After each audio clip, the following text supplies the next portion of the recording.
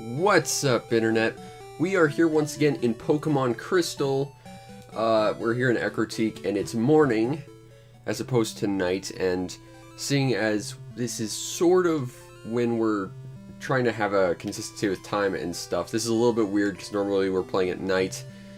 For what little consistency we have, some stuff happened, and long story short, I'm literally doing this at the last possible moment. I'm doing this literally once I'm done. I have to put this up on YouTube, so I've not had a lot of time this week to do any of this. I apologize, but we got to go to Olivine today.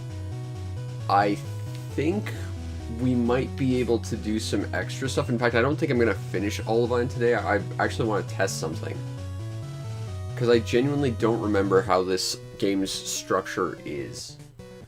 I want to see how far out of the way we can actually go, because if we can go pretty far out of the way since we have Surf, this might in turn mean we can get some really awesome endgame monsters right now, which means we might have a full team, which would be kind of cool.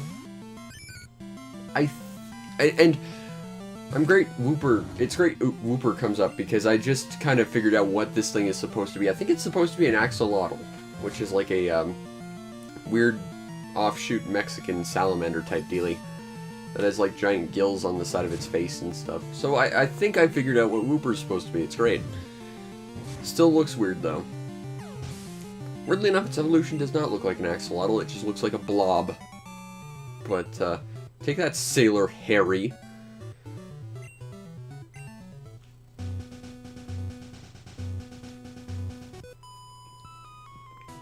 But I think Olivine's a pretty good town too, because you can get a fishing rod there, I believe, which means we have access to water monsters, which means we can teach something surf, which is important because through natural progression we're supposed to have something that can surf at some point. And this lady flaunts an awesome monster I can't have and am entirely jealous of. Shadow Ball. Eat my new ghost attack, you jerk. For not letting me have a Fluffy. It's awesome evolution. Actually, I think Fluffy is like the weakest looking of the three. I like Mareep, I like Ampharos. Don't care so much for Fluffy. It looks like a half-naked sheep that's pink. So maybe it's supposed to be a joke. I'm not sure if Ghost works well against Psychic. Let's find out.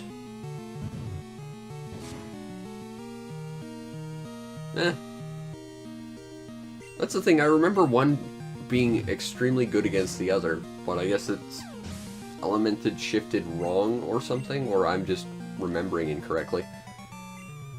But, yeah, I've been really busy this week. I've been trying to get like 3 reviews out, just so I can catch up and do some stuff with the Discord. I've gotten a few trades and stuff that I'd like to prioritize, but I want to give them proper time, so I need to catch up.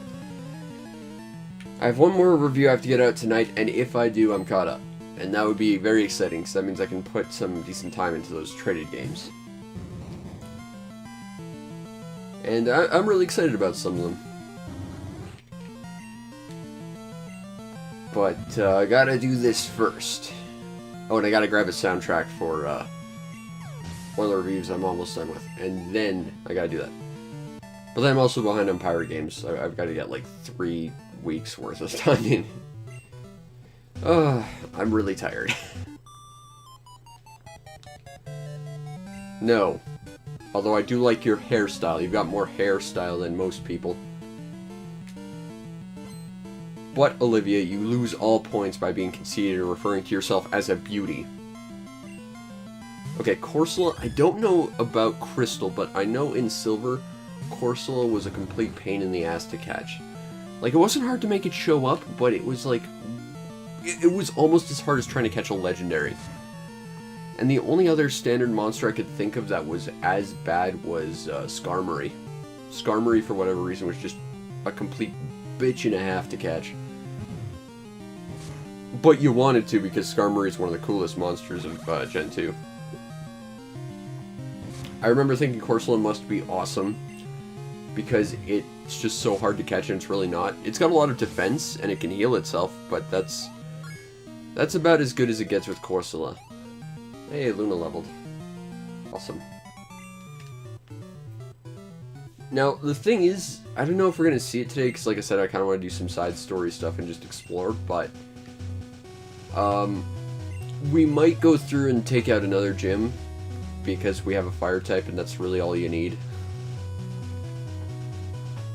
Well, we're going to have to go back this way, too, to explore some stuff, so we're going on Route 39. Now, if I recall, Route 39 is mostly empty. I think it's a side area where you can visit an extra area and get some free healing items. I don't know if they're free. I think you get one for free and then you have to buy the rest, which is fine. But it's supposed to be really good healing items, so we might do that. I think they can also be used by Pokemon, so it's in your best interest to go and get them if you can. And since you're there anyway, you might as well. I genuinely don't remember this route all that well. I remember the remake on the DS, I think, like, extended the route and made it a lot more complex than it is. But I genuinely do not remember this route all that much. I remember there's, like, a farm on it, and that's where we're going, but it's just a place in between the previous route and Olivine City. Like, I didn't even think this was a separate route, honestly. But well, that's how it is. I'm so far out of practice with this game. I do like that, even though it's super effective, I can still take a hit or two of confusion. I think confusion can leave you confused, like our Dizzy Punch, but it's like a 1 in 5 thing, whereas our Dizzy Punch, I want to say, is 1 in 3. Not that it matters, all of our attacks are normal element, and Dizzy Punch is still the best thing we got. Oh, so close to leveling. So there's our buddy Falkner again, still pursuing us romantically, because he's just a creepy stalker guy. I don't know why Falkner keeps following us around. I think he's just bitter he lost to us. And now he's just completely enraptured with our power, and thus far has proven that he wants to stalk us to try and make us his, but we're not interested, Falkner. Here's a bunch of cows. They might know Rollout. I think they're fans of Whitney's. You can buy their milk here. I think you get a free one.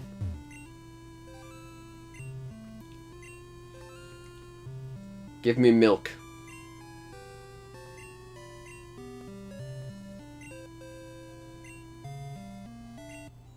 Alright, you gotta give this guy berries to get free milk. This is a side quest of some kind. I don't think you can give them any berries, though. I think they have to be specific standard berries. So this was basically a dumb, pointless side story. I think. Moo. Yeah, I've got no berries, but I have things that are berries. They're just not standard berries. Because Miltank is a picky pants. Well, screw you, Mr. Picky Pants. We only have room for one Mr. Picky Pants, and that's me.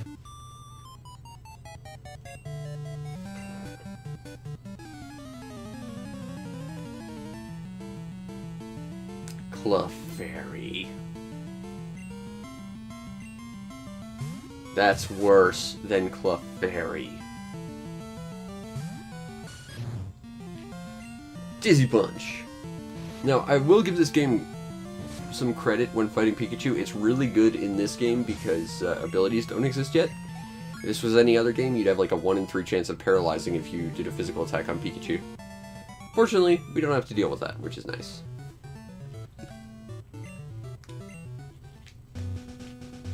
I kind of like the music to this route. It sounds like just great sort of like challenge music. Sort of like the Indigo Plateau theme from the previous game. Just great challenge music. You dress your son up like a stupid. And your taste in monsters leaves a lot to be desired.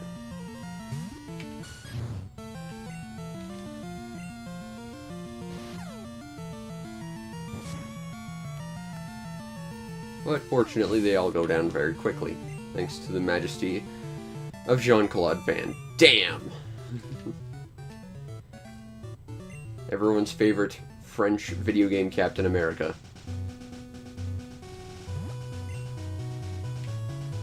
I think she'll give you a thing or attack you if it's nighttime, sort of like that police officer. I think it's kind of interesting that you've got characters that won't necessarily interact with you unless it's a specific time of day. That's kind of functionally interesting. Eugene. That's a dumb name. I do like that sprite of Poliworld, though. It looks cute. It looks like he just wants a high five. Let's give him one. Dizzy punch. Dizzy high five.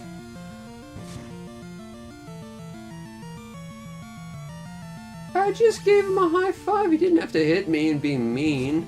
All he wanted was a high five, and I gave him one.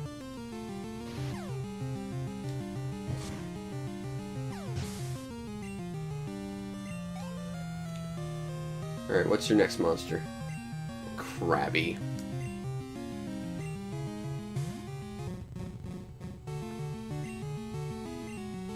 Krabby looks dumb in this game. I think in the first game he didn't look particularly good either, but it's a weird angle to shoot Krabby from.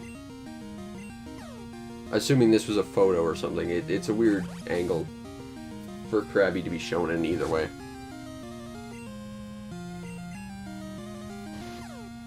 But it doesn't matter.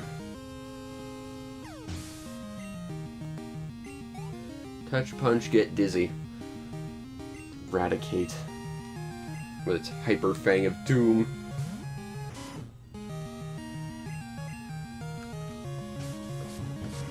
Because we all know how good Quick Attack actually is. Doesn't do a lot of damage, ridiculously good attack.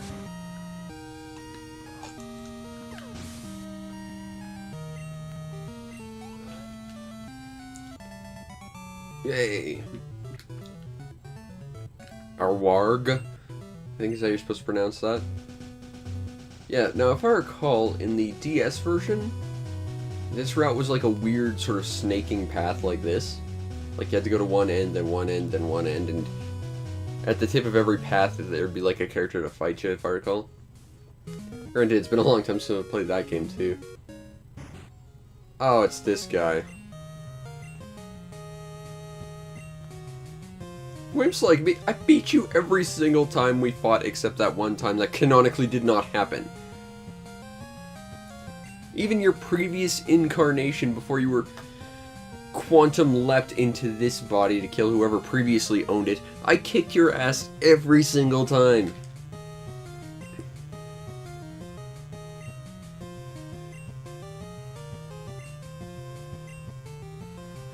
Oh, you are a complete asshole.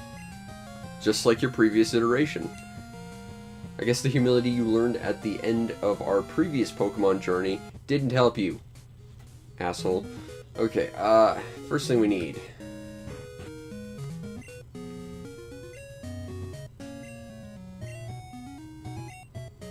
Yes, that's exactly what I want.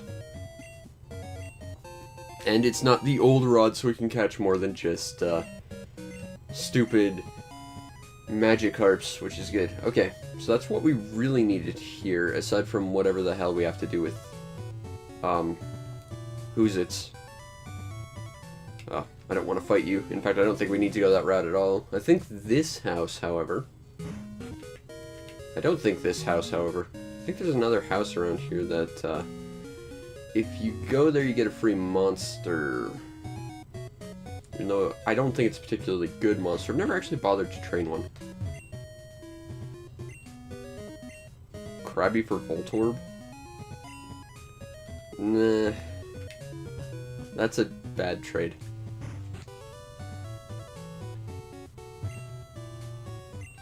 Maybe it was on that weird route. I know there's a place that's like here where if you talk to a random guy, I think he freaks out that Vaffymon showed up and said, look, just hold on to this for me, and he gives you a Pokemon, and you can choose to give it back to him or not. I don't think you actually get anything for giving it back to him either. Oh, no. Okay, I think it was already registered, but good rod. Because we actually genuinely need some water monsters. So that we can teach something surf. In fact, I think we need 2, just because I know for a fact one water monster is going to need to learn like 3 HMs to get through this game, and teaching that to an actual monster you want is a bad idea. And I think there is one water monster that would actually be pretty cool to have, so... I think we're gonna try and catch one for actual use, and one for, well, one for using HMs on. Although, again, I'm pretty sure this was sort of in the generation where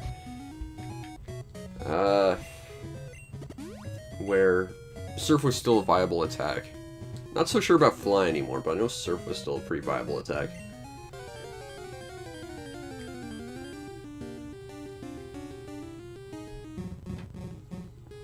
Hey, we got a Krabby.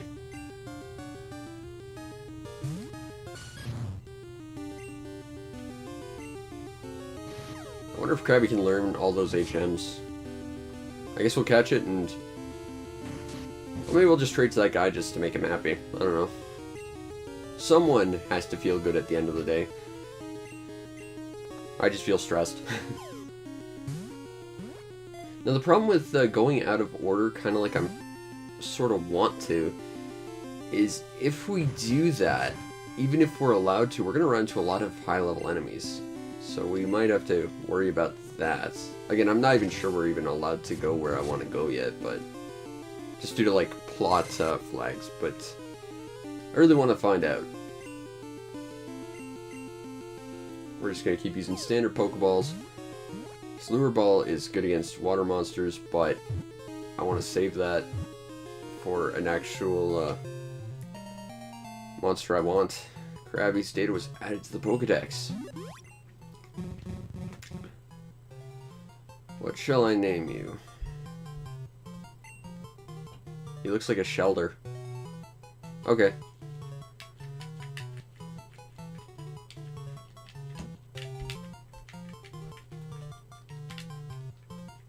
I'll name him Shelder. And then when we trade to that guy, it'll completely blow his mind. Because he'll say, I wanted a Krabby, and we'll be like, well, you got one, except you didn't, fool. We're looking for something specific here.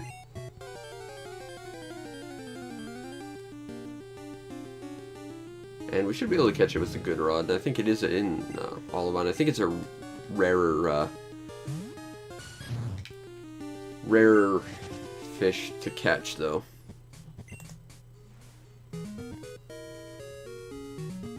Oh, we got a bite. Come on. Krabby. Don't need a Krabby. We just caught a Krabby. Want something cooler than Krabby.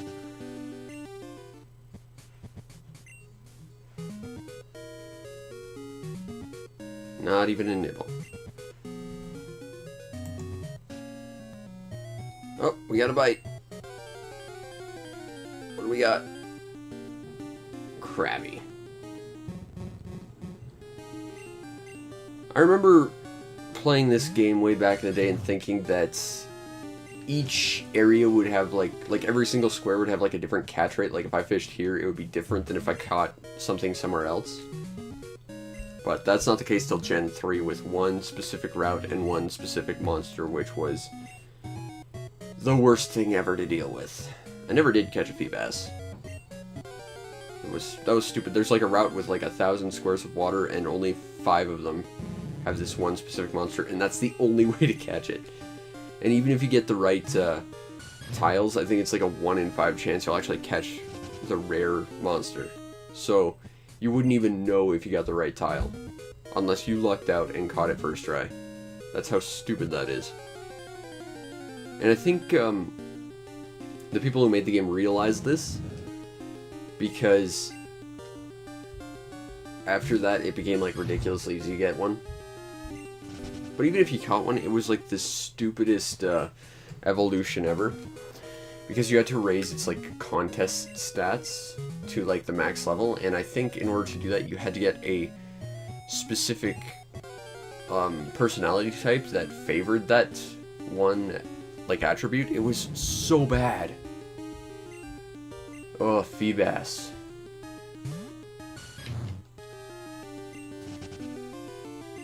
Might be easier if we had a Super Rod, but I don't know where that is, and also I don't want to go look for it. I will sit here and I will keep trying to fish until I find this stupid monster I'm looking for. Because you should be able to catch it in Olivine.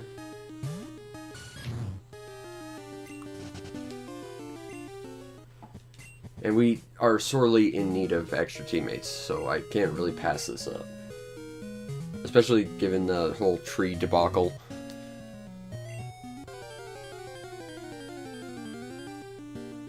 Crabby.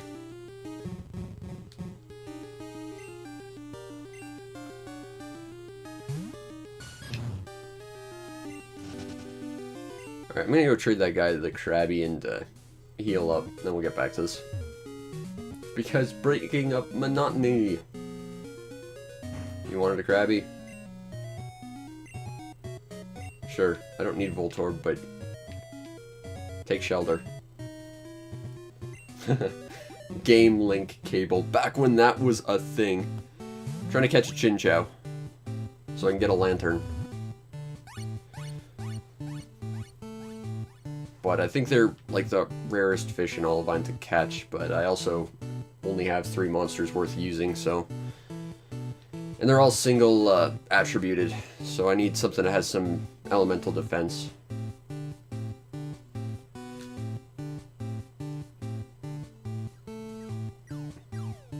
And then I want to see how far I can go out of the way of the actual plot.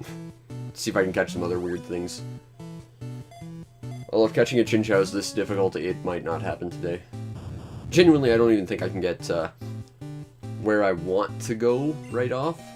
Because plot flags, but I still want to try. Just to give me something to do. Because, I mean, it's either that or clear Olivine and sail across the ocean, and I don't want to do that, because it's kind of monotonous. Yeah, I know it is. But you're also talking to the guy who spent 2 hours straight beating his head against trees trying to get a Pineco and a Heracross, so... And if I don't get a Chinchou, I'm literally out of ideas to even have, like, 4 members of my team. So, I should probably go deposit my Voltorb.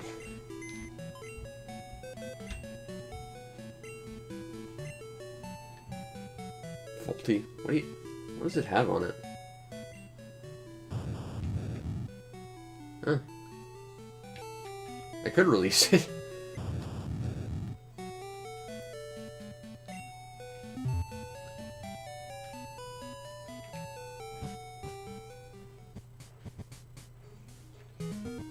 Full fish here now. Not even a nibble. The epic quest for the stupid anglerfish thingy.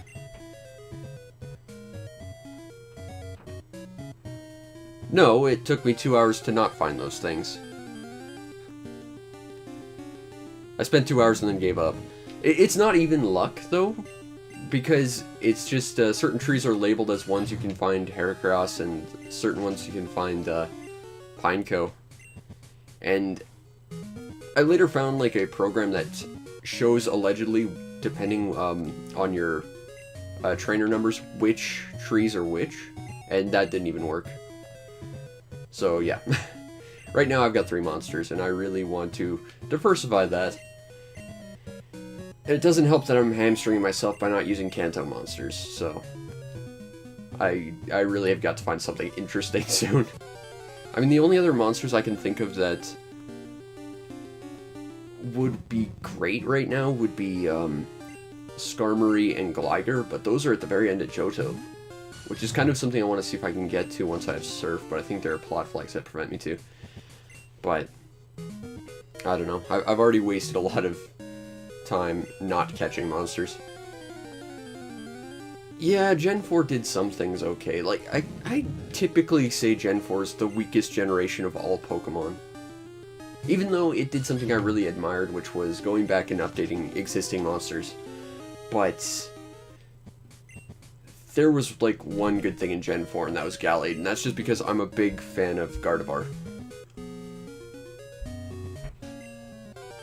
Yeah, that's very true. You either knew how the trees worked or you didn't. And even if you knew, unless you understood, like, the actual numbers behind it and how it interacted with your own trainer number, it was literally random. And as I've shown here, yeah, you basically just beat your head into a wall for an hour. Or two.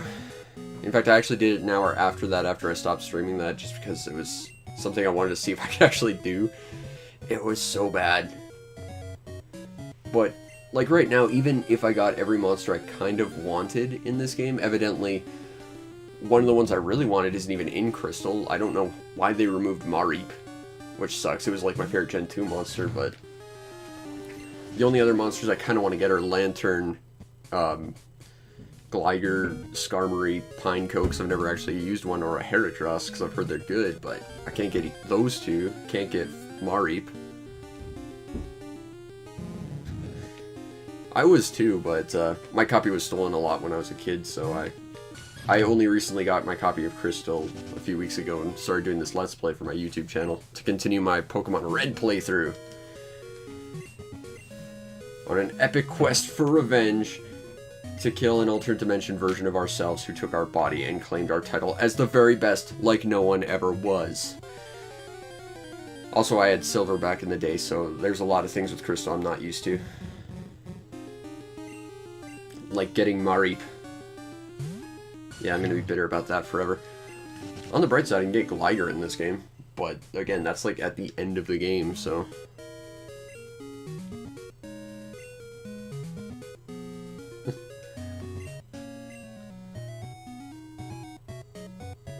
I don't know, I never bothered with Munchlax or Snorlax after Gen 1. It was, not really a thing I bothered with. Like, that's the thing. Snorlax is such a cool monster, but it's such a pain in the ass to catch, and I kind of rate it with legendaries, and it's... There's very few legendaries I actually care about. Yeah, Gen 4 Munchlax is a pain in the ass from what I remember. What very little I remember about Gen 4, other than it being really, really short and not interesting. Yeah, that's the weird thing, is Gen 4, like every generation of monsters, added something interesting, and then immediately before they had any chance to refine it and actually make it good, they took it away. So in Gen 4 they added like the underground, which sort of expanded the hidden base, but they did nothing with it. And like they added the environmental stones you had to walk into to evolve Eevee or whatever, but then they just sort of let that sit. And they added... And then like they add monsters that evolve through like a super arbitrary process like Deoxys, and then they have to like hamstring it into the next gen even though it doesn't make sense. There's a lot of like really, really dumb things with Pokemon. And the sad thing is they get better with every generation, but for everything they get better, they like actively don't fix a problem they've already had. You know?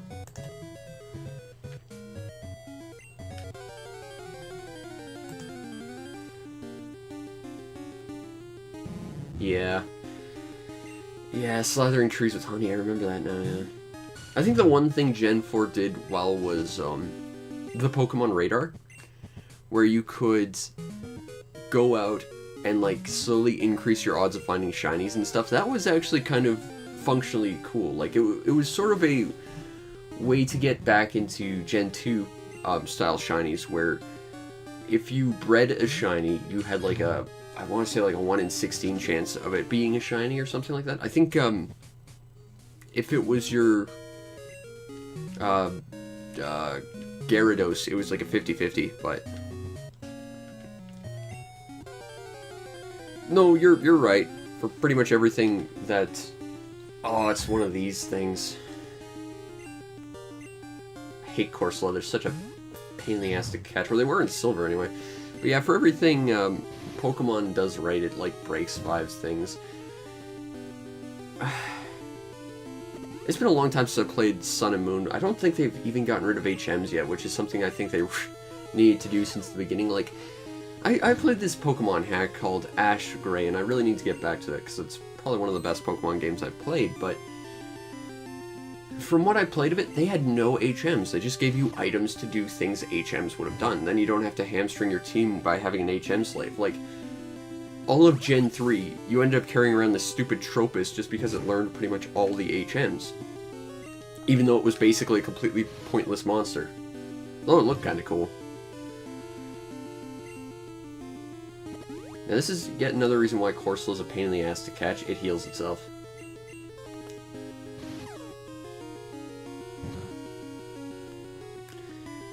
And then, of course, they're always, like, retweaking, like, the element system by, like, rebalancing monsters and stuff. And I've mentioned this a few times, but it's like, I don't think I've ever figured out what Ghost or Dark were ever good at, because every time I, like, thought I understood it, it ended up being, like, either not effective or completely unusable against something. It's like, stop shuffling shit around. One of the things that really pissed me off about the most recent generation, aside from the fact that the one monster I really liked in that game didn't show up till after you beat the game, was they retweaked my favorite monster, well, one of my favorite monsters, Mawile, which was the first steel type, like the first pure steel type. And now she's like fairy, and it's like, what is that good against? I mean, don't get me wrong, steel is a very vulnerable type, but what the hell does fairy do? I don't know. I'm not up to date on Pokemon. Like, I've played the more recent ones, but I just do not understand them half as well as I understand the first 3 generations. But that's because I was a kid when the first 3 generations came out, and I played them a lot.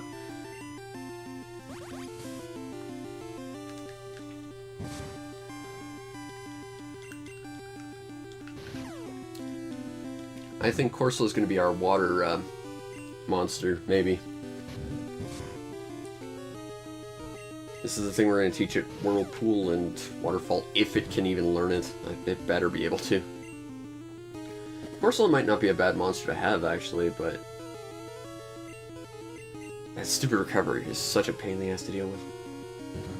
Maybe we'll use Corsola, I don't know. But Corsola is, like my dearest Luna, an excellent example in pretty much all the Johto exclusive monsters being made for defense rather than offense, which is a little hard to deal with at times. Especially if you're doing what I'm doing and completely hamstring yourself by saying no Kanto monsters.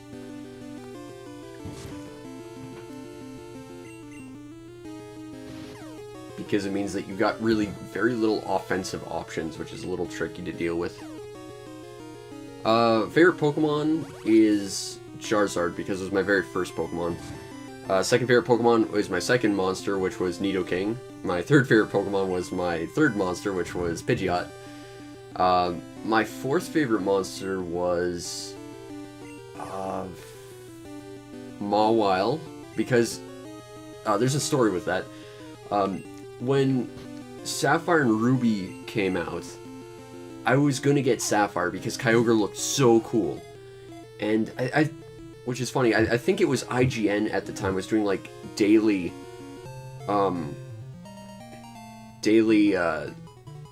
updates on third generation Pokemon, and once they wrote about this one little monster known as Mawile, which was the first pure steel type, and it was so cute, and it was like, yeah, I gotta get Ruby because it's exclusive to that.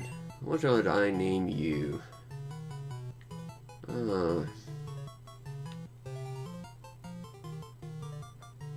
Oh, that won't fit. I was gonna name you Barrier Reef, but that won't fit, so I'll just call you Reef.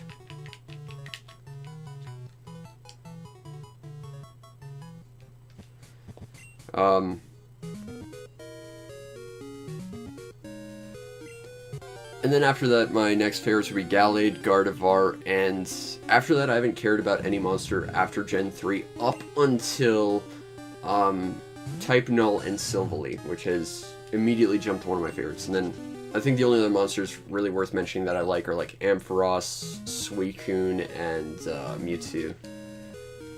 But Shinx is a really good monster. That was one of the Gen 4 monsters I really liked. I played this weird Pokemon hack called, what was it now? I think it was Pokemon Glazed, and it gave you like 5 starters to pick from, and it was like the 3 starters from Gen 4, which I thought were all crap. Riolo, which I thought was crap, and Shinx. I was like, well, Shinx is the only cool thing here, so I'm gonna take that. Even though I'm not the biggest on electric types. And, it's not a bad mascot to have, honestly. It's actually quite funny.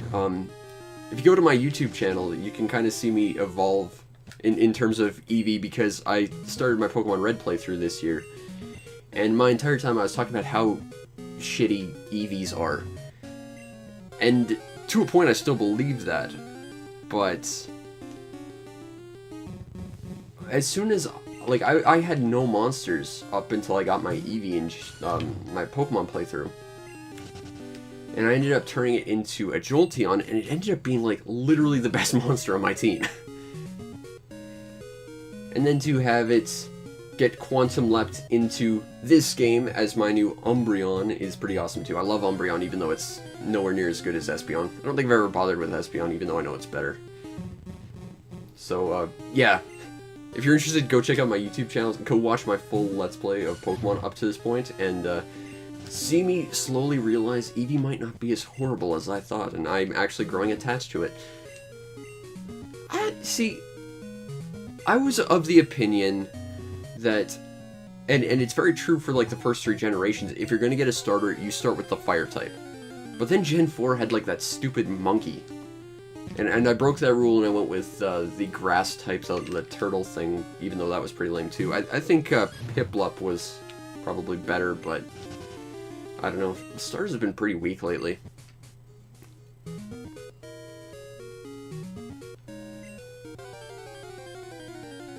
So, are you planning to get Pokemon Eevee coming out next month? Is the question. Because I am. Both because I actually need a game for my Switch, and also I hate Pikachu with a passion. It's just sad that it won't be able to evolve. Like, I hear it's going to get some elemental attacks to balance it out, but it's like, Eevee's so lame. Let me evolve it into something cooler, like a Jolteon. Or an Umbreon. Just not a Flareon, please. Flareon is the worst Eevee.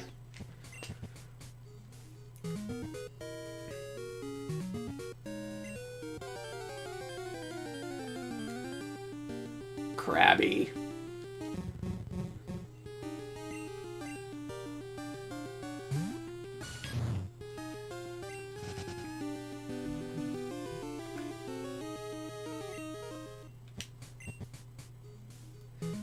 Yeah, Piplup's got some decent design. I really like its final evolution, Empoleon, which was a steel type, which was sort of an interesting combination. That's definitely one of the things I like about Pokemon as it grows as a series, is every generation it gets to play around with its typing a little bit more. Even though its addition and reworking of the typing system sucks, changing combinations of typing I quite like.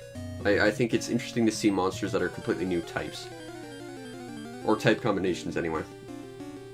I mean, this game has a water and electric type that I'm trying to catch, and it won't let me! But hopefully it will.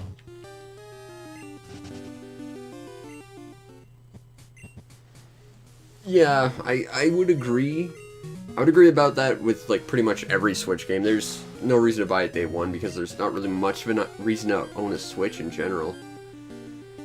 Actually, that's why, for my Game of the Year video, for my, like, worst Game of the Year video last year, I said the entirety of the Nintendo Switch. There's just nothing on it worth owning. Closest thing I've found worth owning on it right now is, like, Xenoblade, and even that's not as good as the predecessor, which had mechs you could run around in. Because mechs are awesome!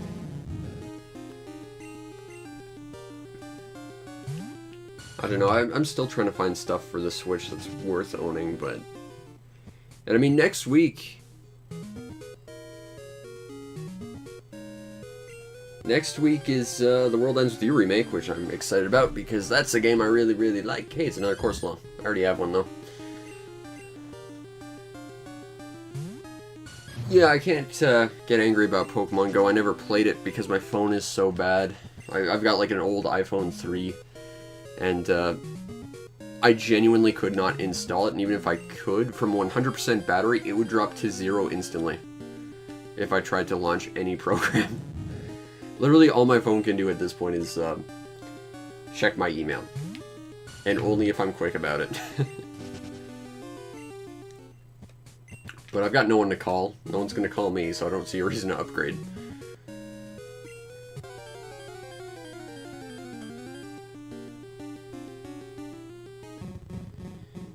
I played some Splatoon 2. I don't know, though. It just seemed kind of generic, I guess. I kind of like some of the mechanics, but it felt like a game that was designed entirely for multiplayer, and as someone who doesn't have friends or anything, it's just hard for me to play multiplayer games, because I just don't want to be responsible for someone else's enjoyment when I'm having no fun whatsoever. I want a game with good single player.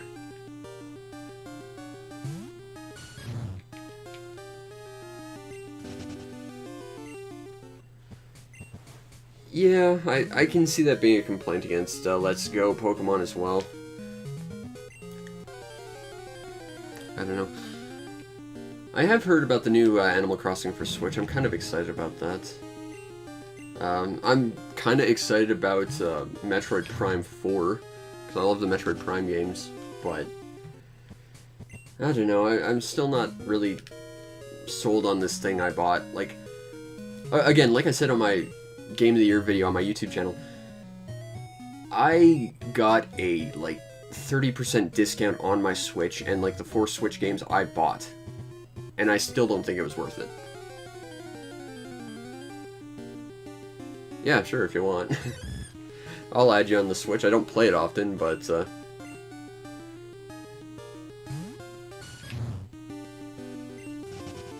Hey, what's the deal with the Switch's online system? Didn't they, like, have this, like, now, like, premium online service where you get NES games or something like that?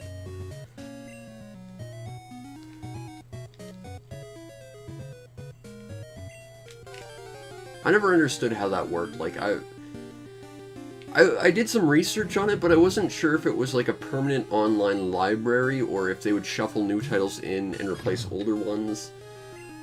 I mean, I'm pretty sure it's one of those sort of kind of like PS Plus, where it's more of a rental service where you have access to it as long as you subscribe to the service, but once you lose it, it's gone. But how is Forza Horizon? I took part in that Game Pass deal that came out a few weeks ago, and I've got it installed to play, but I've never started it. I'd very much like to play it before the end of the month and I lose Game Pass, because I do not have money. Being unemployed and reliant on a Patreon kind of hamstrings me with what games I can play.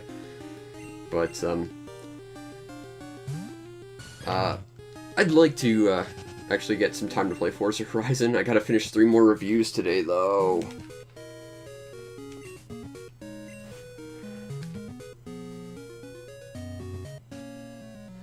I know it's NES games. I'm more interested about the, like, actual structure of the system, because they say they're gonna add more NES games to the library, but I guess my question is, when they add games to it, are they going to, like, shuffle the old ones out, sort of like Netflix does with its streaming services and stuff, or is it just gonna be a permanent online library that you can access whenever you want, provided you have access to it?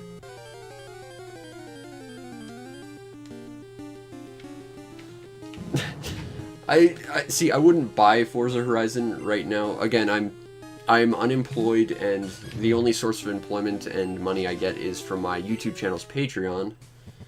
But not having money kind of prevents me from doing that. But I have access to it right now. But I'd wait till it goes on sale. I actually haven't even played Forza Horizon 3, even though it's been on my Xbox One since it went on sale like last year. So I still have to go through Forza Horizon 3. I absolutely hated Forza Horizon 2, so I'm definitely wary of going in sight unseen. Yeah, I get what you mean. If the Game Pass runs out, I might buy it, but I'd like to, you know, actually play it with my Game Pass first. But, yeah. Forza Horizon, that's exciting. Maybe if I actually get through the metric crap ton of work I have to get through for my channel, maybe I'll actually get to play it at some point. That'd be nice.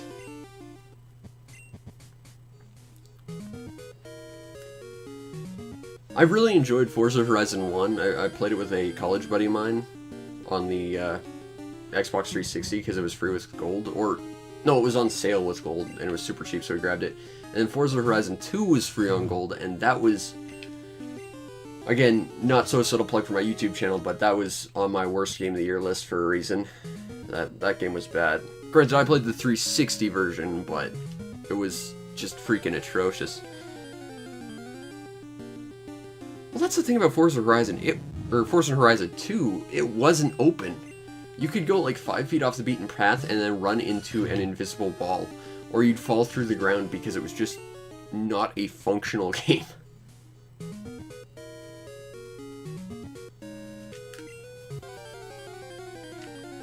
I'm pretty excited to try Forza Horizon 4 though at some point. I'm just hoping that unlike Forza Horizon 2, it actually features the Aventador J, which has become my favorite car of all time, even though I know nothing about cars. That was my go-to car in Forza Horizon. It was just so much fun to... That thing was a freaking spaceship with wheels. I loved it.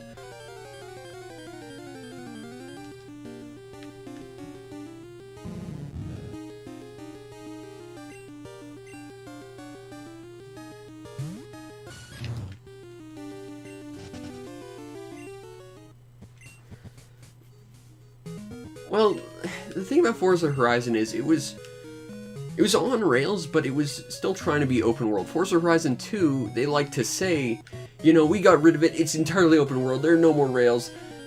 They were just pushed 5 feet back from the street. So it was arguably worse because at least they were being upfront in the first game that there were still lots of guardrails and crap.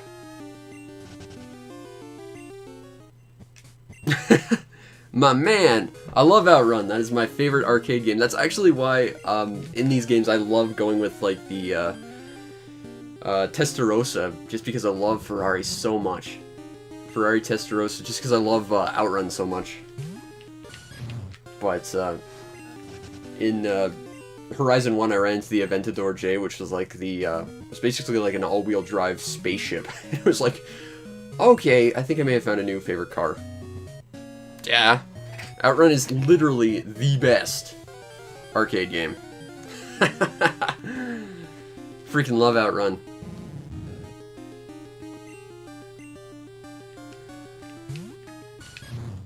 I need to do more videos on Outrun on my channel. I've only got like the one for Outrun 2 on my PS2. But such a good game too. I'm so bitter about Outrun, too, because, Outrun is one of those games that, it was on the Xbox Live service, but then they took it down. And I wanted it so bad, and for whatever reason, I think someone on Xbox, like, messed up or something, because it actually went live again for a brief period of time, and this was before I had a credit card, so I had to run out and get an Xbox Live points card while the demo was downloading. And just as I got home and put in the points card, they took it off again. And it's like, I've got the demo to Outrun online on my Xbox 360, but I can never play the full version, and I'm sad about that. That's impressive if you're an Outrun record holder. I've tried to get records in a few games. I've gotten a few. Samba de Amigo, I had it for 1 or 2 songs. I had a world record in Nights into Dreams in a few tracks. But that's... Oh, and Elite Beat Agents. I had a world record in Elite Beat Agents for a brief period of time. Yeah, I know it was, and that's why, yeah, Outrun Online was taken out because of licensing, and that's why if you go and get Outrun 3D on the 3DS, like I have, your car no longer has a Ferrari symbol on it. It's got like a star with wings on it, which is kind of weird. I think they did that also to the version of it on Shenmue 2, as well as the one on Yakuza. And I know that just because I finally started playing Yakuza for the first time yesterday. And that was a time sink. I think I'm gonna have to catch up on the Yakuza series because that was a lot of fun. Yeah. It sucks though because, like, there are so many Xbox 360 games I want to play that I just can't anymore. Like, the Afterburner game. That's gone. There were a lot of old arcade games. Marble Blast Ultra is gone. There's that Doritos T-Rex game that was really dumb, but I've always wanted to play it, but it's gone too. It's like, why are there so many cool games out there that I want to play that I just can't? And I know it's kind of a divisive opinion, but the same could be said with all of the indie games on the Xbox channel. Like, yeah, it's 90% of them were terrible, but there were some really solid, great games on there. There were there's like Cthulhu Saves the World, Breath of Death 7, the Penny Arcade games, a game I personally reviewed very early on my channel, Super Amazing Wagon Adventure was on there. There was a few other RPGs and stuff I wanted to play. There was, I made a game with zombies in it, which was by the same guy who did Charlie Murder and Dishwasher series, which were great games.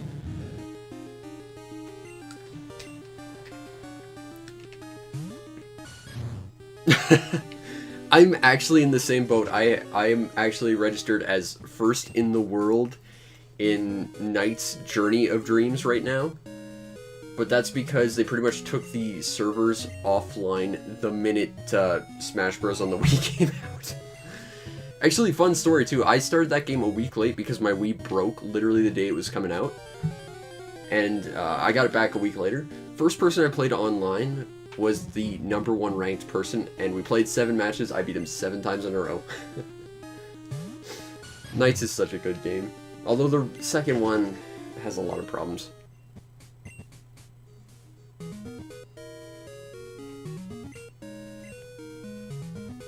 Oh, that sucks. I think those should still be valid speedruns, even if, you know, there's no online component to it. I think people who still play it should be able to. I mean, I know people credit speedruns of Doc Lewis's Punch-Out, even though you can't get it anymore, and even when you could, it was hyper-limited.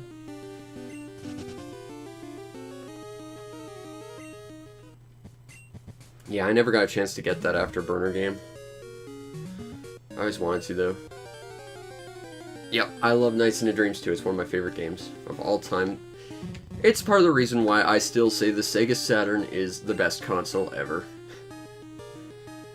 Such a good system. That game had such an amazing soundtrack, such really fun levels too.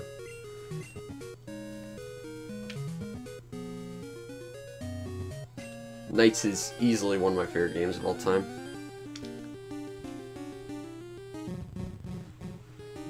I remember it, but I think that was taken down a little bit before I got my 360. I got my 360 back during the famous PS3 network outage back in the day, and I just said, well, I can't play online, and I don't really want to support Sony, so I guess I'll get a 360, and I did. But there were so many things already taken down at that point, like you couldn't get Robotron 2084 anymore, which made me sad, because that was a great game as well. Yeah, the one from 2011.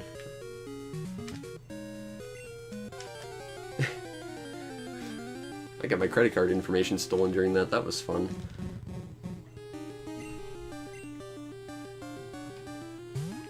I will admit I had a way better start to the Xbox 360 than I did the PS3, because I ended up starting with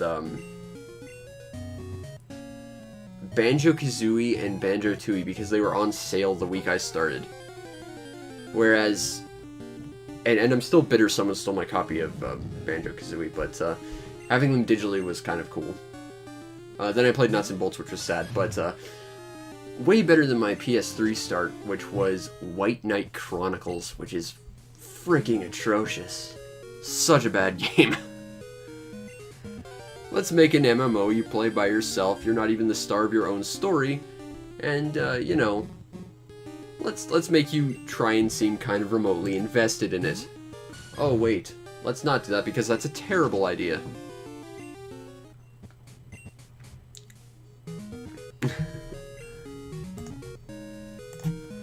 Come on, Chinjo.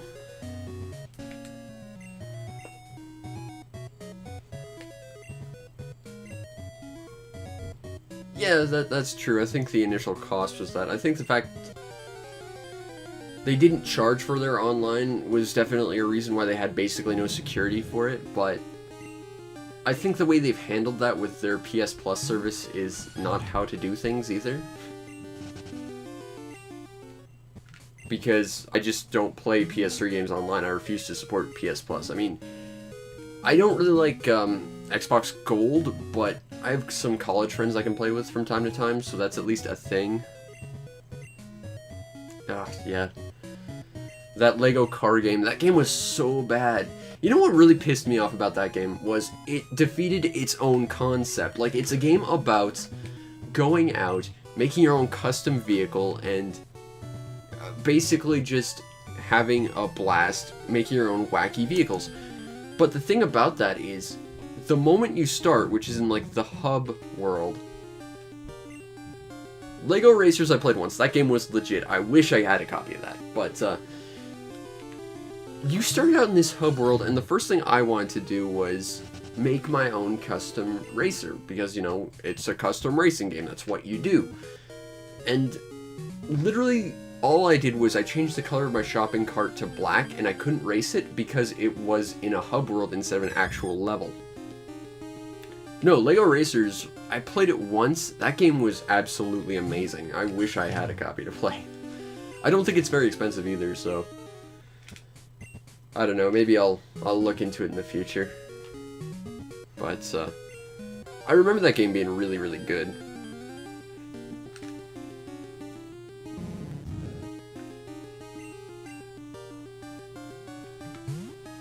That was one of the better N64 racing games. I mean, I don't think it beat Diddy Kong Racing at any point, but it was pretty good.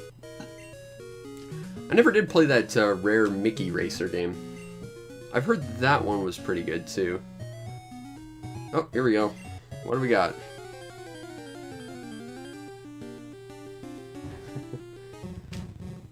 My first reaction when playing Nuts and Bolts was the fact that all the characters were fat and it was really unfun to play.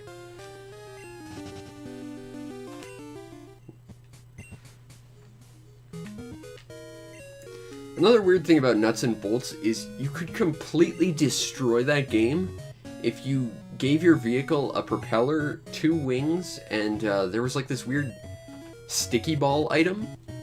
And if you had that, you could beat everything. Like, because what you do is you could fly above all the checkpoints, which allowed for stupid shortcuts. But also you could stick the sticky ball to your, like, best opponent, and they would constantly be stuck behind you the entire time. In fact, it even worked on the bosses. I remember going up against the final Gruntilda at Spiral Mountain, and what I did is I stuck her vehicle with the sticky ball. I crashed my car into the pond, and she was literally stuck in the pond, so I just jumped out and I started beating her to death with my wrench. And that was depressingly easy to take out. Like, it was just so incredibly sad. Man, that game was so many different degrees of awful.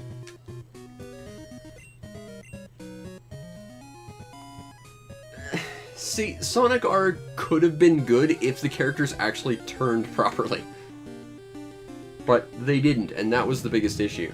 I mean, the music was not great, but I think putting Sonic into a foot racing 3D environment is not a bad idea. That's an idea that has merit. It just was really horribly executed. And the weird thing is, they already had a 3D Sonic engine that worked perfectly fine with Sonic Jam. They could have literally just structured a 3D Sonic Jam level to be a racing game. In fact, they did in Sonic Jam. So the fact they didn't was just weird.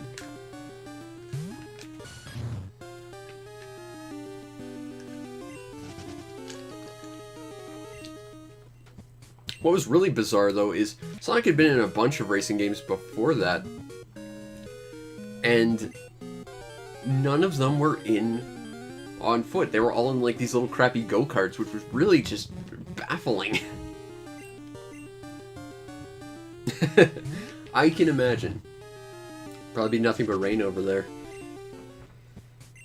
If it makes you feel better, I'm in Canada. It's nothing but snow here, except for, like, 2 weeks out of the year. So, it's not much better here. Well, that's the thing about, like, Sonic R, is they really had to just crank up the... If they chose to stick with, like, the actual mechanics and engine that they worked with, they could have just cranked up the turning controls on everything so turning actually worked. Like, the character that has the highest turning is Mecha Knuckles, and he actually plays relatively well, comparatively anyway. And it's just because he turns better than everyone else and no one else can turn. Yay! I never played the original Sonic and Sega All-Stars. I played Racing Transformed, and I got it just because Skies of Arcadia had a cameo as a playable character with Vise. Because that is one of my favorite games of all time. And there was a Panzer Dragoon level, which made me happy. Because I've always been such a big fan of Panzer Dragoon. I never played the original. I think the original, that was the one with Banjo and Kazooie and also Wreck-It Ralph, maybe.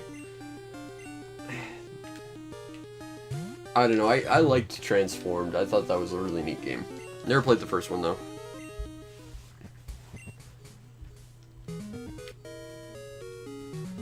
I don't have any perspective for the first one, but I like Transformed. Doesn't hurt that I got it for free, so... And if my games with gold ever expires, I still get to keep them PlayStation Plus and whatever the hell Nintendo's doing. It's not a half-assed rental service with online attached. Yeah, I remember that.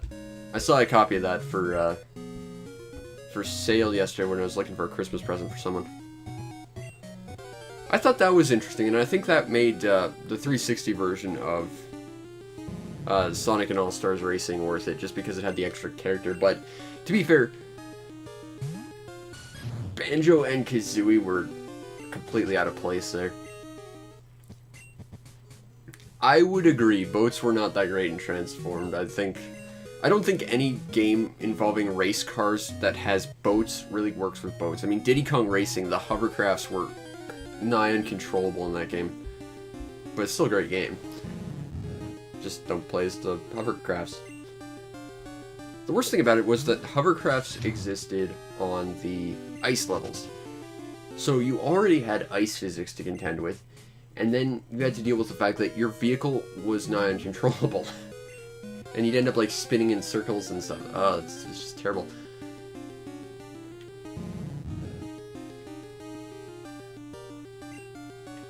Yeah. That's true. They did get stuck from time to time. I didn't experience as much of it. I might have, they might have patched it a bit.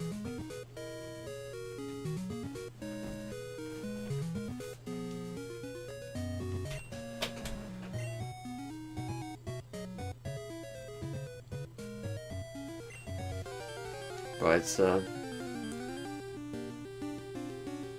Sonic Racing was... I thought Sonic Racing was good. And heck, it reminded me of a lot of, other Sega stuff that they need to go back and add more stuff to, like Jet Set Radio! More Panzer Dragoon, please. Alex Kidd can stay gone forever. Although I appreciated that Segata Sanshiro made a cameo. That made me happy.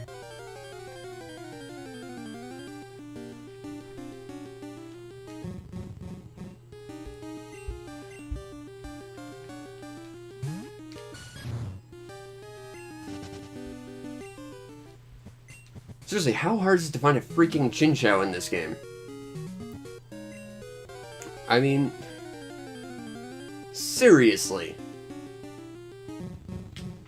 I am just for, and this is going to wreck audio, I apologize. I'm going to look up the rates of this just because I'm genuinely curious. And I will just let Van Damme beat the ever-living shit out of this guy. Alrighty. We want water types. I do appreciate stuff like Cerebi.net existing for like the 2 or 3 times a year I ever am curious about Pokemon. Chinchou. Here we go. Olivine City. Yep, it shows up here apparently. Let's see. Olivine City, Harbor. Good Rod, all. Rarity 20%? What?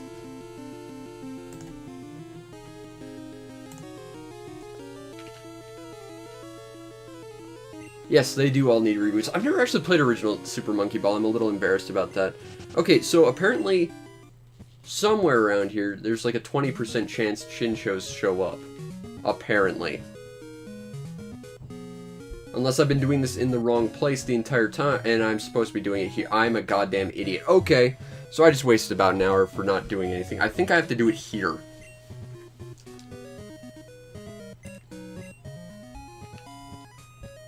Because allegedly, Chincho is 20%, and there is no way in hell that we managed to spend an hour and not find something with a 20% drop rate. We do need more Jet Set Radio, though. And more Outrun. I need to get a Genesis copy of Outrun.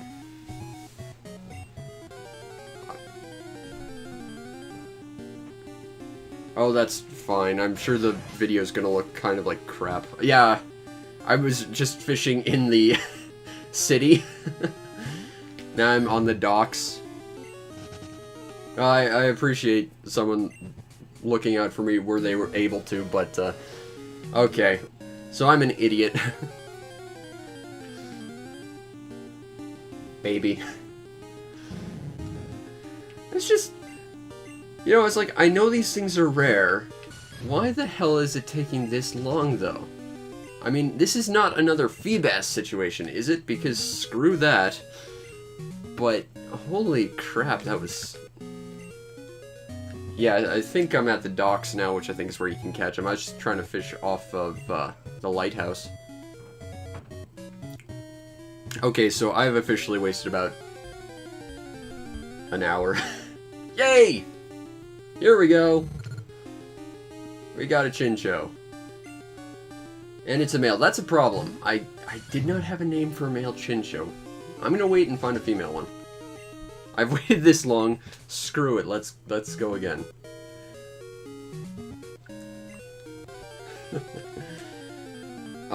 Adventures in Stupidity. I'll wait till the next one. If it's male, I'll come up with another name, but I had a name for a girl one.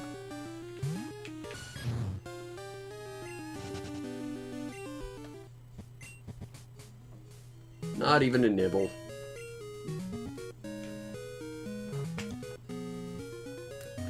Oh well. Nothing else, I got to wax nostalgic about Outrun for an hour. Please be a girl. Yay! Dizzy Punch! Oh, come on, Van Damme. Rabbit Spin!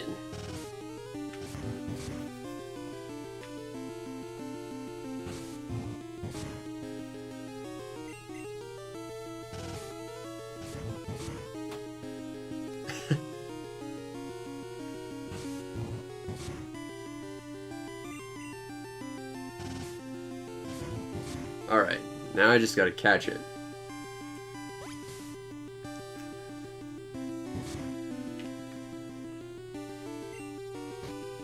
Oh, I used my lure ball. Crap. On that stupid Krabby like an hour ago. God damn it, I wanted to save it for my Chincho. And look at me still mashing the A button, pretending that does a thing. Alright, Chincho. Now, Chincho is interesting because, well, first of all, it evolves into a dolphin, but more importantly, it's a water electric type that has an icon of Magikarp, which makes me like it less.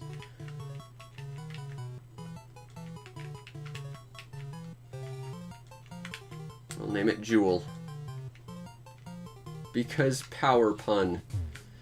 Now, we do have our Corsola as well. I'm not sure if we want to use it, though. I mean, Corsola has some defense. Or we could use Jewel, who has electric abilities plus waters, and that gives it some elemental spread, whereas Jewel can just keep alive because rock water. I'm going to keep both on me for the moment. I might train up both, I'm not sure. Now, we could go do the lighthouse thing, but like I said, I did kind of want to see how far I could get going off the beaten path. I think it's completely off by flagged marks, but I want to see, since we have Surf now, if we can go and see if we can catch some better monsters, because there's two more I definitely want to get, and they're kind of on the other side of the world, but since we have Surf, if there's no plot flags, we should be able to get there. And we'll throw Jewel out in front.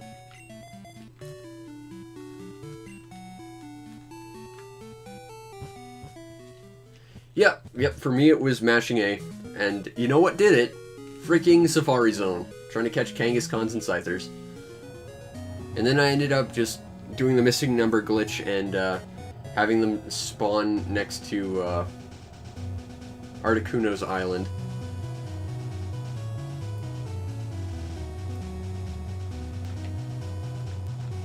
But I hear you. You know, you gotta button mash to get the extra good luck.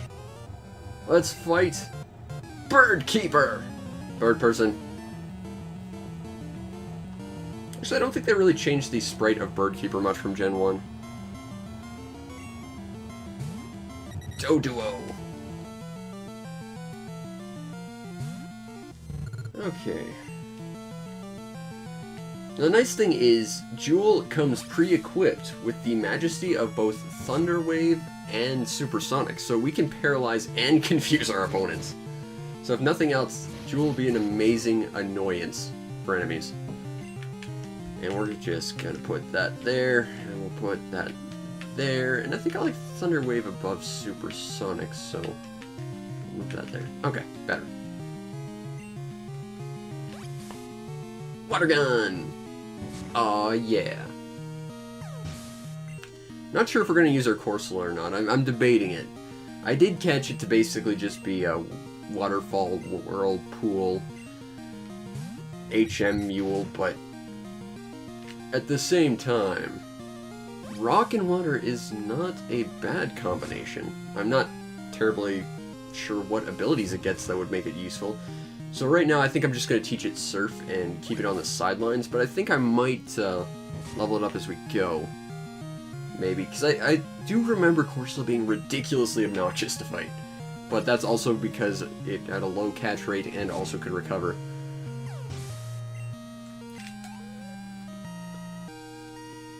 Toby, with his Doduos. Do I have to give you the Bird Keeper talk, Toby? You need to go outside your standard trope of, I'm this person, these are the monsters I keep. That was the problem with literally every trainer from the first game. They all were committed to using one type of monster, and it made them really, really boring.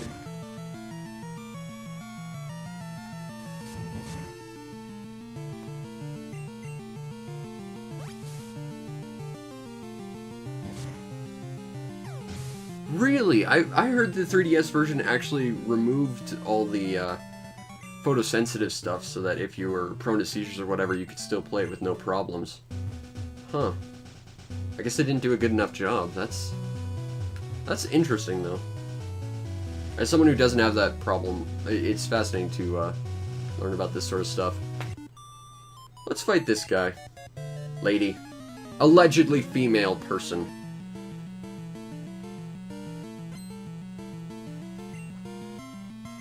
Hop hip. I already abandoned Salad a long time ago. Although using a water type is probably not ideal. I guess we will go with... Let's throw Luna out. Sure.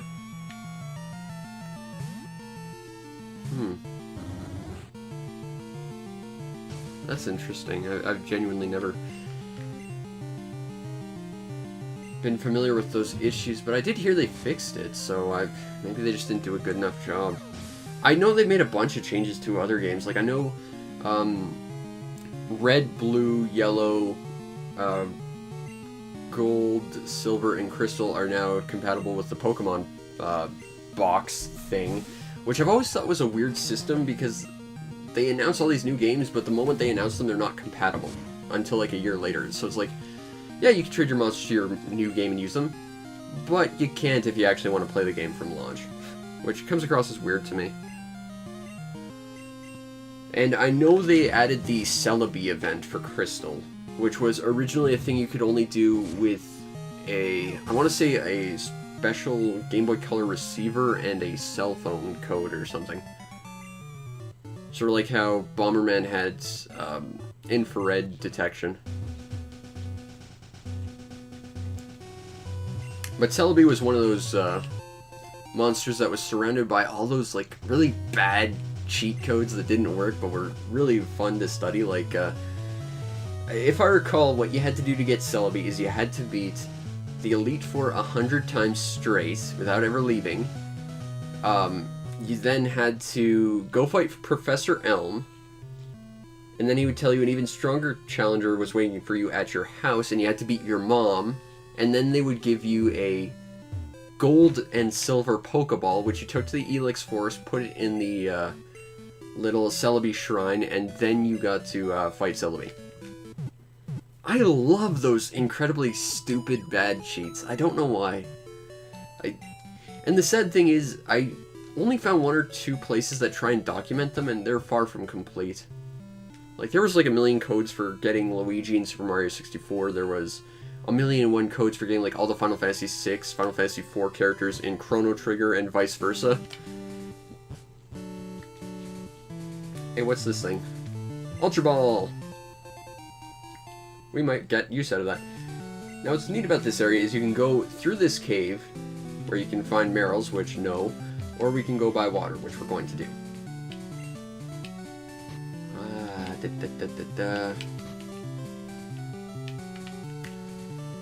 I yearn for a day when HMs are not a thing.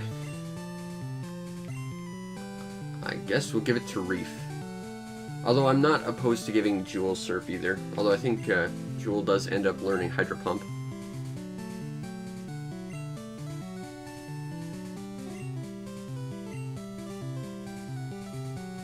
Goodbye, Bubble. We are trading you up for a superior water attack.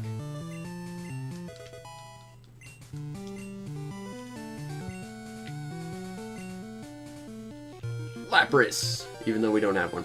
Although I think it is registered as Friday on the clock, so we probably could go catch one if you really wanted to. But again, no Kanto monsters.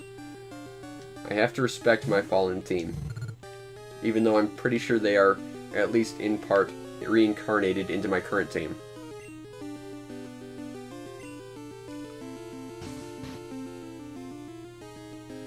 Yep, there was a million rumors with Gen 1 Mew as well.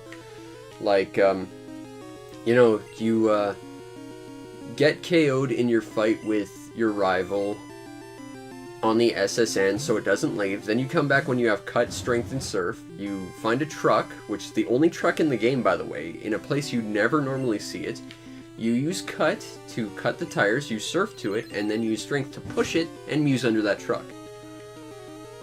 And of course, none of that's true, but it doesn't make sense that that truck's there to begin with because it's a sprite that's otherwise unused. And it's in a place you never normally see. Like, there's genuinely something about it that feels like there should be something significant to this, and there's just not.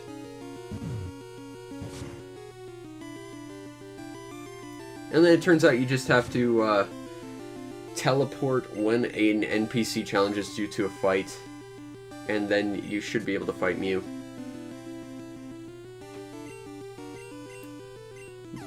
Because programming is a hard thing to do. Actually, I've heard Game Freak had some problems with programming, like, originally, because spoilers, Kanto is in Gen 2 Pokemon, originally that was only going to be about 5 screens big, and it was going to be horribly, horribly truncated. But in actuality, we got pretty much all of Kanto from Gen 1, although modified. And the reason why that couldn't work is they couldn't compress the data. So the late Satoru Iwata actually showed up and showed them how to do it effectively, and now we have literally all of Kanto and Johto. Pika Blue. I remember Pika Blue. That was, I want to say that was a prototype name for Marl. And it was in a newspaper of all things, so it was like, it felt like it was official documented news back when they announced it. That was so funny. I do too. Iwata was a great man who made a lot of great games and had a huge impact in Pokemon, evidently. Hold on, what level are you? 18. Okay. Yeah, let's throw Luna out there again. Also, he was responsible for the excellent balloon fight, which I love with a passion. He's also responsible inadvertently for the free copy of NES Golf on every Nintendo Switch. Which I think is a really cool little secret.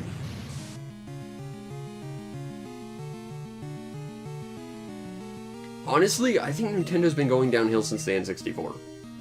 But That's because they've made lots of really bad business decisions. And lately, and this is as someone who's affected by this personally, as someone who whose job at this point is to make videos on YouTube, to have Nintendo like personally attack your videos if you do anything with their content, it's just demoralizing to even want to support these guys anymore. And it doesn't help that they only have like 5 games. Well, you can get NES Golf for the Switch.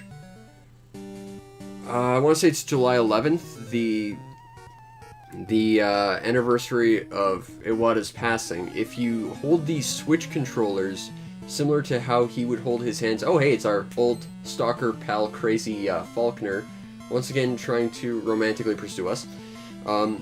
If you hold your Switch controllers like Iwata held his hands, it would unlock NES Golf.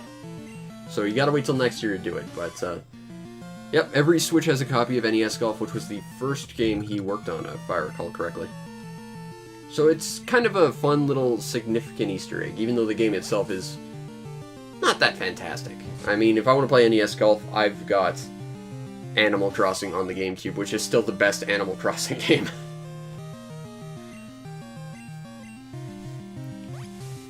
Yep, it's absolutely true, you can look it up. I actually forgot to do it, too, so I'm gonna have to wait again until next year, but it's an exciting thing to do, and it's really neat that they would be willing to do that. I'm not sure adjusting the time will do that. I think it's set to a global, like, online clock. I'm not sure, though. Again, I've already got, like, 3 copies of NES Golf, plus I've got an archival copy on the RF, so... I'm not super bothered if I don't have a copy on my Switch, but I'd like one just for how cool it is.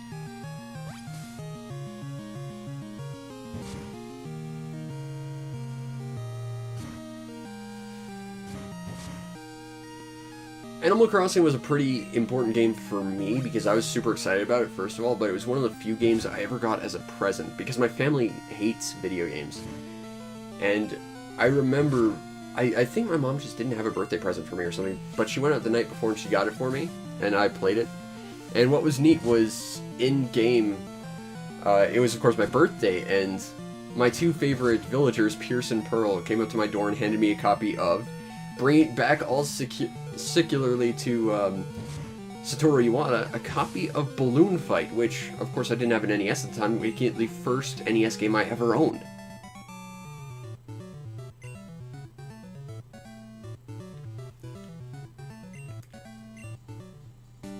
I don't know, I think the original Animal Crossing is still the best one, because it had NES games and stuff, which you know would never happen nowadays with the Virtual Console and stuff.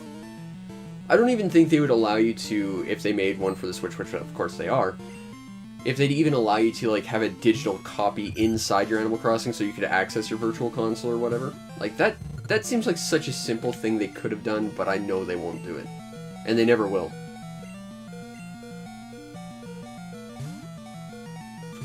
I loved Animal Crossing. It was such a good game. Like, even though I don't read Japanese and I can't understand it, I have a Japanese copy of the N64 Animal Crossing, and I love playing that too. And in fact, I don't want to say this because it might not ever happen, but I sort of had an idea where I would, over the course of a year, do a day in the life of Animal Crossing. Like, every day I'd start a new file of Animal Crossing, and every day I would live a little bit in Animal Crossing just to try and, like, sort of make a narrative of what it's like in Animal Crossing. I think that'd be kind of fun, but again, with Nintendo kind of hounding people about playing Nintendo games, it's hard for me to do that. That said, as someone who doesn't have enough fans on his YouTube page and is relying on Patreon donations to be able to eat, because of YouTube's new policy changes from almost a year ago at this point, I can't even make ad revenue anymore, which sucks. So, on the bright side, I guess I don't have to worry about ads, but it sucks.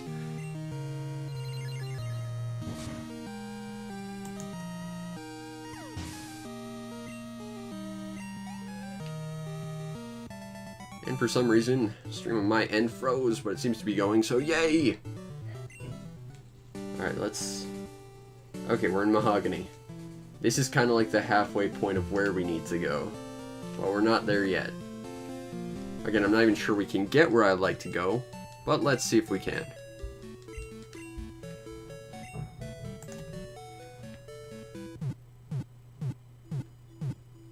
Alright, so we heal up, and now we gotta go through a stupid cave. Because stupid caves. And again, my stream appears to have frozen. Don't stop me, don't stop me. Ah.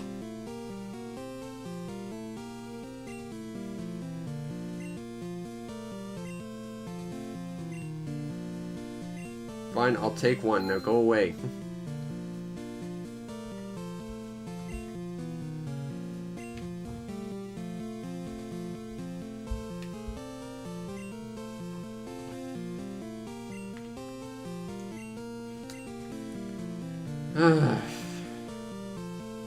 Do I have to deal with Lake Rage? I don't want to do that. I just want to go get a goddamn Skarmory. Is that really so hard?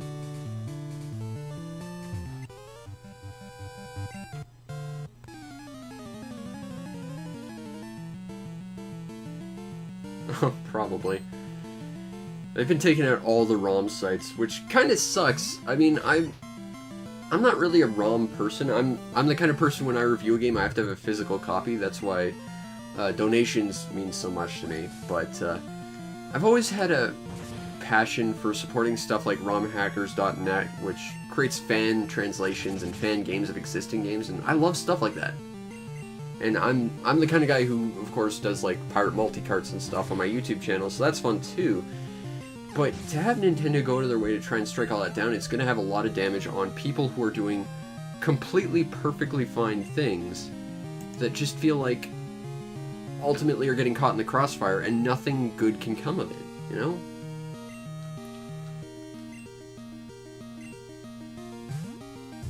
I like Sand Slash. Yeah, I don't think I can actually get to,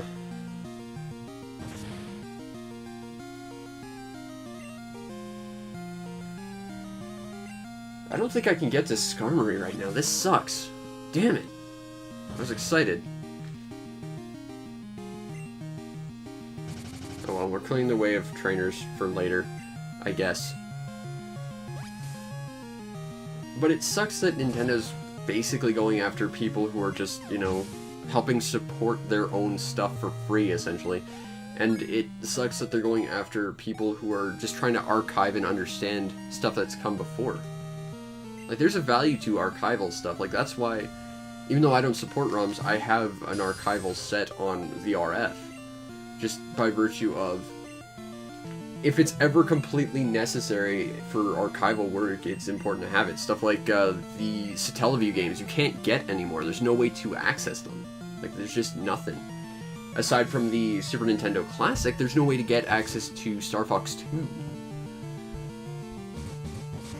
There's so many things that are just otherwise unavailable, other than just, you know, ROMs and piracy. And I don't support piracy, really, outside of, again, the archival aspect of it and using it to build on as a piece of transitory work, like ROM hacking and fan games, but the fact that they're basically all getting just murdered by Nintendo is just disgusting.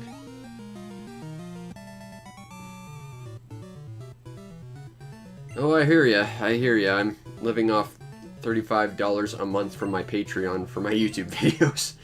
Things are hard for everyone, I'm afraid.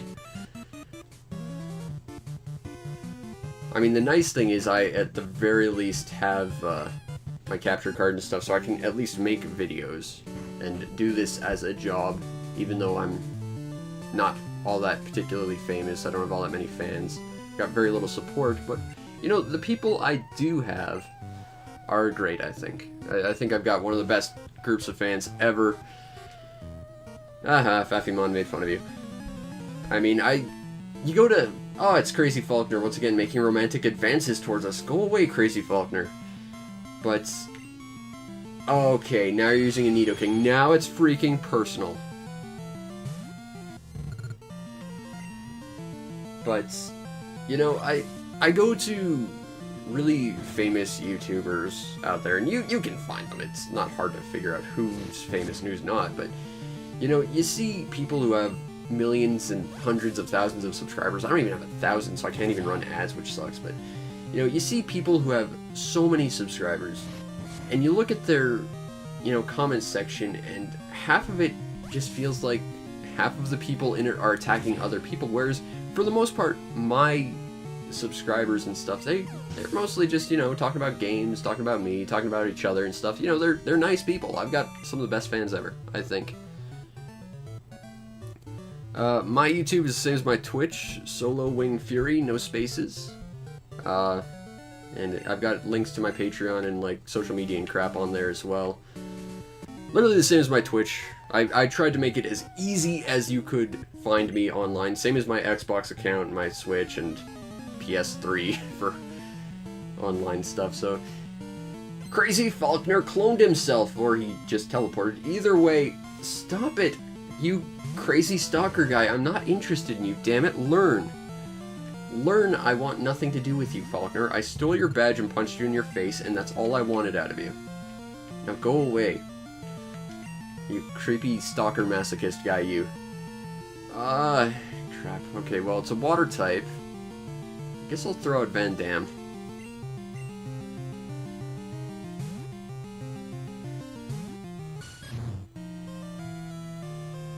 Yeah, I see that on a lot of pages too, is just nothing but people defending bad practices and stuff. And, you know, you're gonna find people like that. I think, regardless of how good or bad something is, if you talk negatively about anything, its fans will defend it because they're fans, whether it's through nostalgia or because they genuinely enjoy it, which, you know, all the more power to them. But at the same time, you know, I think that even though, no matter what, if you're negative about something, someone's going to be offended, you still have to be honest with people. You can't simply be overly positive about things just for the sake of positivity. You gotta just be honest about how you feel. And that's how I am. Like, I don't write scripts for anything I do. I literally ad-lib every single thing I ever do. I appreciate that you subscribe to me. When this is over, it's going live on my YouTube channel because I was supposed to do this a lot sooner and didn't. Okay, I guess we're gonna try and catch a Gyarados. Now, I actually have a theory about this, and I appreciate that you subscribe to me. I think this Gyarados is dope fish. Transported across time, similarly to how Static Cling was to become Luna. And the reason I say this is because he's tired of me calling him completely useless and turned red and angry. Now, he's also a lot higher level than me, but he's also paralyzed. So that's good. Now I'm going to supersonic you, so if you do kill me, at the very least, you might do some damage to yourself. I don't think I'm actually going to catch him. I'm going to try, but...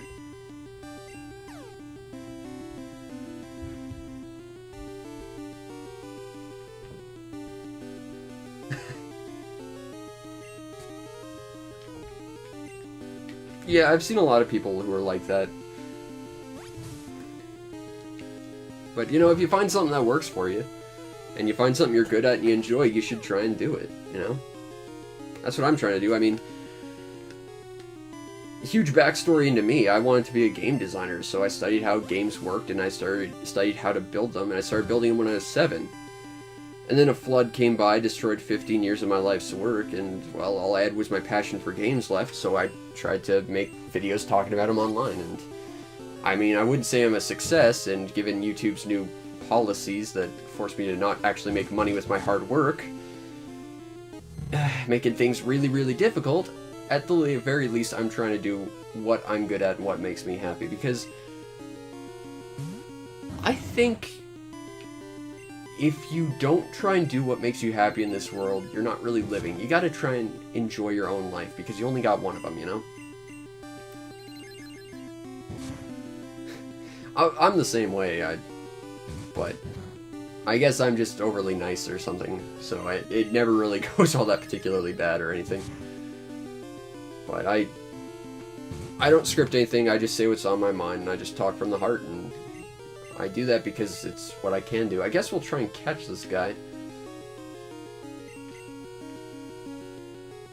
I don't think we're going to succeed. Now, fun story, the first time I ran into this Gyarados, I thought it was some kind of like crazy boss monster that you couldn't catch, so I didn't bother, and I just fainted it.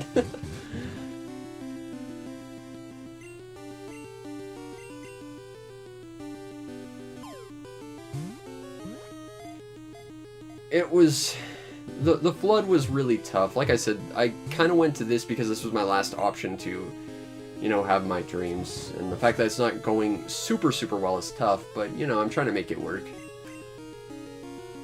And thanks to people subscribing to my channel, making comments, you know, helping out my Patreon, becoming a part of a community on the Discord for supporters of my Patreon, it all helps, and it's all really encouraging. Even though I'm not exactly the pinnacle of success or anything right now, but I hope someday I will be.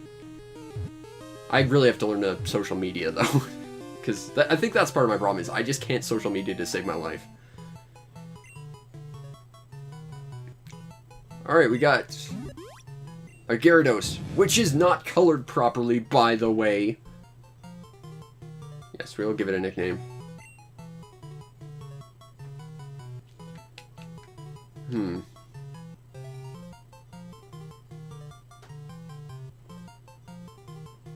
I know.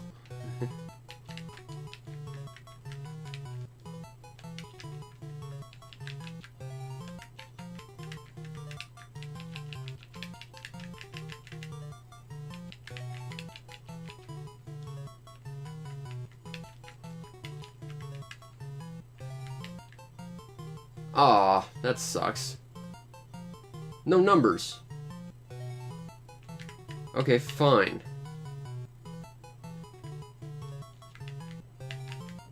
You're now Dopefish B.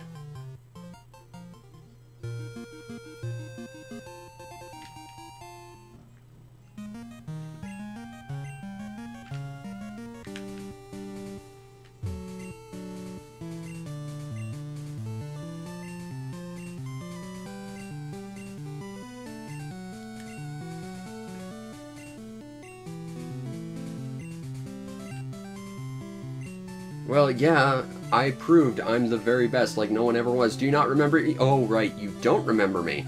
Because I've been quantum leapt into the body of someone else because an asshole stole mine.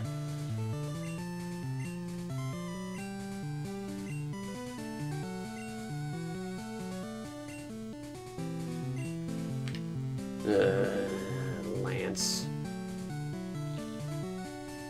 Well, this whole side trip has been a waste of time. I just wanted a goddamn Skarmory.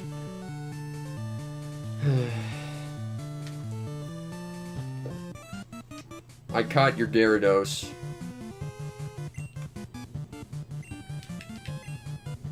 I wonder if they'll let you buy if you actually don't have money. I guess you could have just jumped through that series of jumps. Alrighty. Well, we're in Mahogany Town, I guess, on the quest to end up getting the freaking final monsters of my team that I really, really want. But, unfortunately, the path is blocked, so I think we'll save that for next time. But on the bright side, after an hour, we finally caught Jewel. It would help if we were in the right place, I suppose, but what can you do? Huh, interesting. I didn't know they did. I guess they kind of wouldn't want you being stuck.